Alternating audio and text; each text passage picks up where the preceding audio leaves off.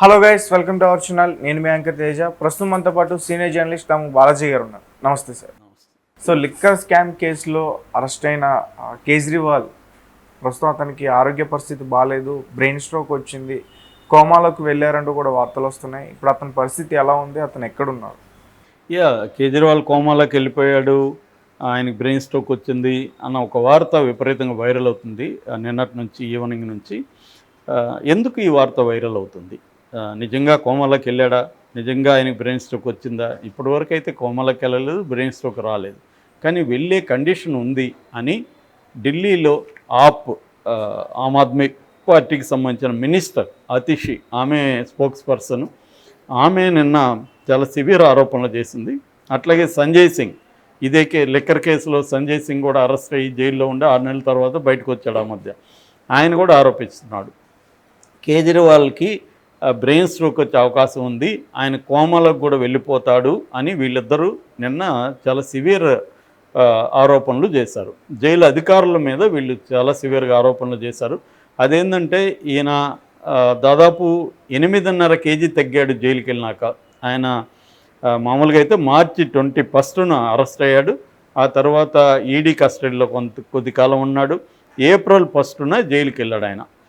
మధ్యలో ఆయనకు ఒక 21 డేస్ ఇంటీరియం బెయిల్ కూడా దొరికింది. మళ్ళీ జూన్ 2న జైలుకి వెళ్ళాడు. సో ఈ ఓవరాల్ జైలు పీరియడ్లో ఆయన విపరీతంగా తగ్గిపోయాడు. 8.5 కేజీలు ఆయన తగ్గిపోయాడు. ఆయనకు ఆల్రెడీ డయాబెటీస్, బీపీ ఉన్నాయి కాబట్టి ఆయన ఈ స్థాయిలో సడన్గా తగ్గిపోవడం వల్ల బ్రెయిన్ స్ట్రోక్ వస్తుంది, ఆయన కోమాలోకి బ్రెయిన్ స్ట్రోక్ సివియర్గా వస్తే కోమాలోకి వెళ్తారు ఖచ్చితంగా అనేది వీళ్ళిద్దరూ ఆరోపిస్తున్నారు.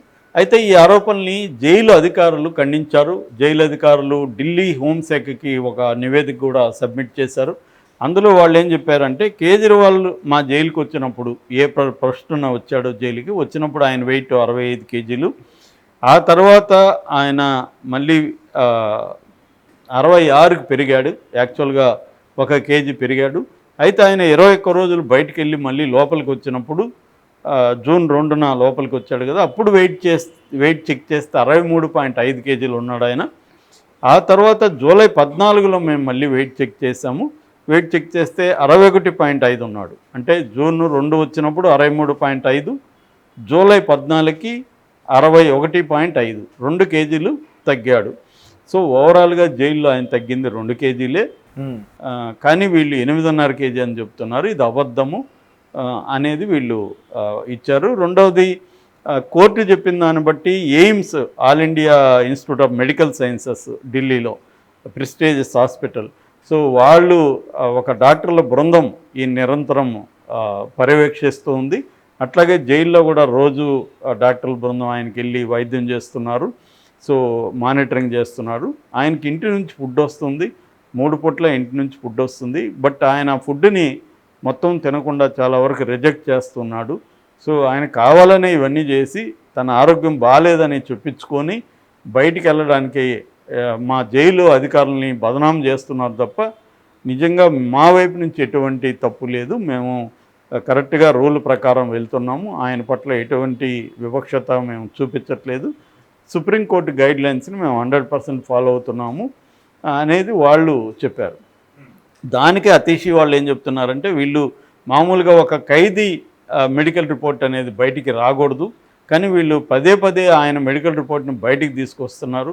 సో మోడీ గవర్నమెంట్ ప్లాన్ ఏంటంటే ఈయన్ని జైల్లోనే ఉంచి చంపేయాలి ఇండైరెక్ట్గా అనేది వీళ్ళ ప్లాను.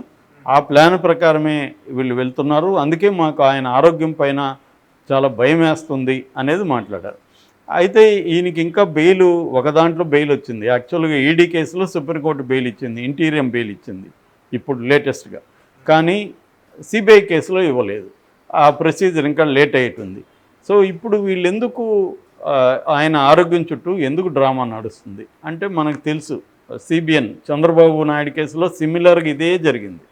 చంద్రబాబు నాయుడు కేసులో కూడా జైలు అధికారులు సరిగ్గా ఆయన చూసుకోవట్లేదు, 6 కేజీలు తగ్గిపోయాడు వెయిట్ లాస్ అని సాక్షాత్తు లోకేష్ బయటకు వచ్చి చెప్పాడు. ఆయనకి సరిగ్గా ఇవ్వలేదు, మెడికల్ టెస్టులు చేయించట్లేదు, మా మెడికల్ డాక్టర్స్తో కన్సల్ట్ అవుతాము, రోజు మా టీం వెళ్ళి ఆయనకి చేస్తుంది, ఇవన్నీ చెప్పారు. దానికి జైలు అధికారులు ఆయన రిపోర్ట్లను కూడా పబ్లిక్లో లీక్ చేసేసారు. ఇవన్నీ జరిగాయి చంద్రబాబు పీరియడ్లో కూడా. సేమ్ అదే జరుగుతుంది కేజ్రీవాల్ పీరియడ్లో. అంటే ఒకటి వాళ్ళ ఆరోపణలో కొంత వాస్తవం కూడా ఉండే అవకాశం ఉంది. ఎందుకంటే జైల్లో ప్రత్యేక సౌకర్యాలు ఉండవు. కోర్టు ఏం చెప్తే అంతవరకే, కానీ జైలు ప్రత్యేకంగా ఇవ్వరు. మామూలుగా జైలు ఇస్తారు ఎప్పుడు.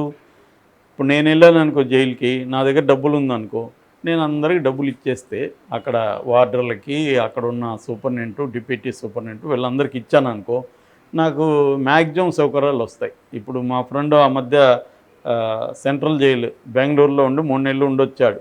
అతను చెప్పేది ఏంటంటే 70% ప్రిజనర్స్ డ్రగ్స్ వాడుతున్నారంట జైల్లో. డ్రగ్స్ ఎక్కడి నుంచి వస్తుంది అంటే వీళ్ళే సప్లై చేస్తున్నారు. అదొక పెద్ద వ్యాపారం. ఈవెన్ పావురాళ్ళు ద్వారా కూడా డ్రగ్స్ తెప్పిస్తున్నారంట. కొన్ని పావురాలు పెంచుతున్నారు గార్డులు. ఈ పావురం బయటికి వెళ్తుంది ఒక ప్లేస్కి, అక్కడ డ్రగ్ దానికి కడతారు. డ్రగ్ అంటే చిన్నవే కదా క్వాంటిటీ, కడితే ఆ పావురం మళ్ళీ ఇక్కడికి తీసుకొస్తే దీన్ని వీళ్ళు ఒప్పుకుని డిస్ట్రిబ్యూట్ చేస్తారు. ఇలా రకరకాల పద్ధతిలో డ్రగ్స్ అనేది అక్కడ పెద్ద వ్యాపారం. 5,000 మంది ఖైదీలు ఉన్నారు పరపర అగ్రహారంలో. సో 70% అంటే ఎంత, ఈ స్థాయిలో జరుగుతుందన్నమాట అక్కడ. అంత స్థాయిలో అక్కడ డ్రగ్ వ్యాపారం జరుగుతుంది. సో జైళ్ళల్లో జైలు అనేది బయట ఉన్న వాళ్ళకి తెలియదు. మనం సినిమాల్లో చూసినవే జైలు అనుకుంటాం. సినిమాలో వాళ్ళకి కూడా చాలామందికి జైలు ఎలా ఉండదో రైటర్లకు తెలియదు. వాళ్ళు మళ్ళీ సినిమాలు చూసి కప్పి కొడుతుంటారు. అనుభవించిన వాళ్ళే జైల్లో కొంతకాలం ఉన్న వాళ్ళే చేస్తుంది. నేను 8 months ఉన్నా. నా జైలు వేరే. అదేంటంటే డిస్ట్రిక్ట్ జైలు చిన్నది, పైగా అది ఎప్పుడు పాతకాలం. అప్పుడే అనేకం డబ్బులు ఇస్తే అన్నీ జరిగేది. నాకు తెలిసి ఒక అతను ముందు కూడా తెప్పించుకునేవాడు జైలుకి. బయట వాళ్ళ గార్డులు వాళ్ళ ఇంట్లో వండి ఫుడ్డు చికెన్ మటన్ తెచ్చిచ్చేవాళ్ళు. అట్లాగే ఇతను బయటకు వచ్చినప్పుడు మార్నింగ్ 11కి కోర్టు స్టార్ట్ అయితే అక్కడ కోర్టులో క్లర్క్కి కానీ డబ్బులు ఇస్తే మన ఫైల్ని ముందు పెడతాడు. ఆ రోజు 100 ఫైళ్ళు ఉన్నాయనుకో, మన ఫైల్ ఫ్రంట్లో పెట్టేస్తాడు క్లర్క్కి. 11:30కంతా నీకు క్లియర్ అయిపోతుంది. జైలుకి 6 గంటల వరకు జైలుకి టైం ఉంటుంది. ఈ లోపల వీళ్ళు ఎస్కార్ట్ పోలీసులకు కానీ డబ్బులు ఇస్తే వీళ్ళకి నచ్చిన ప్లేస్కి మనల్ని తీసుకెళ్తాడు. ఏది అది లాడ్జి కావచ్చు, మన ఇల్లు కావచ్చు. సో మనకు నచ్చిన అమ్మాయితో స్పెండ్ చేయొచ్చు, అక్కడ బిర్యానీలు తినొచ్చు, వాళ్ళకు కూడా తినిపించవచ్చు. ఇలాగ ఈవినింగ్ వరకు మనం జల్సా చేసి మందు తాగి అమ్మాయితో స్పెండ్ చేసి మళ్ళీ నీట్గా జైలుకి రావచ్చు. ఇలాంటివన్నీ జరుగుతుంటాయి డబ్బులు ఉంటే. డబ్బులతో పని కానిది ఏమి ఉండదు. కానీ సెలబ్రిటీ విషయంలో డబ్బులతో పని కాదు. ఎందుకంటే ఇప్పుడు స్ట్రిక్ట్గా మోడీ గవర్నమెంట్ వాచ్ చేస్తుంటుంది అక్కడ.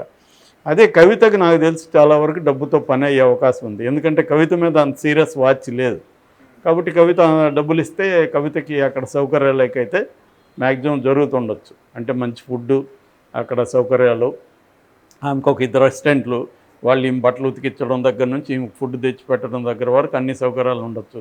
ఒక్కోసారి ఇంకొకటి పద్ధతి ఏంటంటే నాకు ఆరోగ్యం బాగాలేదని హాస్పిటల్లో చేరడం. జైల్లోని హాస్పిటల్ ఉంటుంది కదా, అక్కడైతే మంచి బెడ్ ఉంటుంది, కాట్ ఉంటుంది. ఇంకా ఒక్కోసారి ఏసీ కూడా అవసరమైతే ఏసీ పెట్టుకోవచ్చు. మంచి మిల్కు, బ్రెడ్డు, ఫ్రూట్స్ ఇవన్నీ కూడా తినచ్చు. సో ఇటువంటి సౌకర్యాలు కూడా మనకు డబ్బులతో పనులు అవుతాయి. కానీ కేజ్రీవాల్ లాంటి వాళ్ళకి డబ్బులతో పనులు కావు. ఎందుకు, అతని మీద నిఘా ఉంటుంది కాబట్టి. సో అందువల్ల వాళ్ళు ఎక్కువ కాలం లేకుండా చూసుకోవడానికి ఆరోగ్యాన్ని ఒక ఇష్యూగా చంద్రబాబుకి ఎలా చేశారో కేజ్రీవాల్ కూడా అలాగే వీళ్ళు చేస్తున్నారు.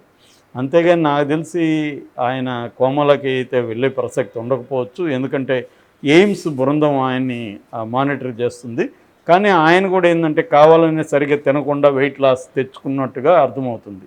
ఎందుకంటే ఆయన కూడా చాలా తెలివైనవాడు కేజ్రీవాల్, మోడీని మించినవాడు చాలా విషయాల్లో. ఆయనకి ఎలా డీల్ చేయాలి ఏంటి మొత్తం తెలుసు. కాబట్టి ఆయన కూడా కొంత తినకుండా వెయిట్ లాస్ వచ్చి దీన్నంతా ఒక గోల చేసి దేశవ్యాప్తంగా, ప్రపంచవ్యాప్తంగా ఆల్రెడీ ప్రపంచంలో అనేక సంస్థలు, కొన్ని దేశాలు కూడా ఖండించాయి కేజ్రీవాల్ని అరెస్ట్ని. అదైతే వాస్తవమే. ఎందుకంటే కావాలనే ఎలక్షన్ ముందు కేజ్రీవాల్ని బీజేపీ ప్రభుత్వం లోపలేసింది, దాంట్లో డౌట్ లేదు. అందువల్ల ఎవరి స్ట్రాటజీలు ఇక్కడ వాళ్ళకు ఉన్నాయి. దేన్ని మనం ఇది కరెక్టా కాదంటే చెప్పలేము. ఎందుకంటే కేజ్రీవాల్ని అరెస్ట్ చేయడం అన్యాయం అనేది వాళ్ళ అభిప్రాయం. దానివల్ల పంజాబ్లో కూడా ఉప ఎన్నిక జరిగింది బైపోల్లో. సో అలాగా కేజ్రీవాల్కి క్రేజ్ పెరిగే అవకాశం ఉంది అన్నమాట. Okay sir, thank you so much.